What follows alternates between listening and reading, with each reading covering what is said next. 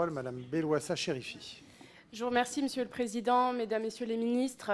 Paris et la France ont accueilli cet été les Jeux paralympiques, occasion inédite d'effleurer l'idéal d'une société inclusive. Pourtant, une première version du gouvernement sans ministère dédié au handicap a été annoncée en septembre dernier. Signal ou oubli?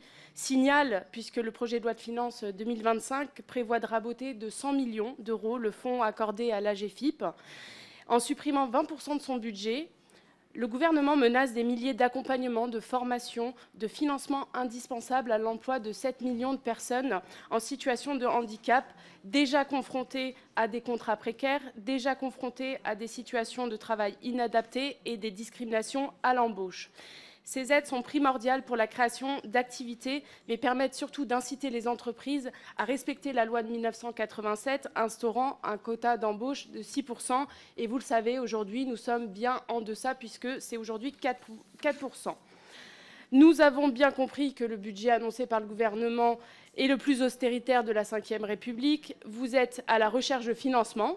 Voici une idée, ne pas s'attaquer à l'AGEFIP, système vertueux et autofinancé. Autre idée, les cotisations sociales qui découlent des emplois pourvus grâce à l'AGEFIP sont une source de financement pour la sécurité sociale.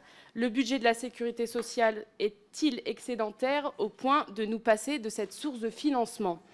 En créant l'AGEFIP, l'objectif était d'atteindre le plein emploi pour les personnes en situation de handicap et donc d'accéder à un cap clair, celui de l'autonomie. Madame la ministre, le maintien de ce budget est primordial, il est essentiel et je vous remercie de vouloir bien rétablir les moyens qui sont alloués à l'AGEFIP.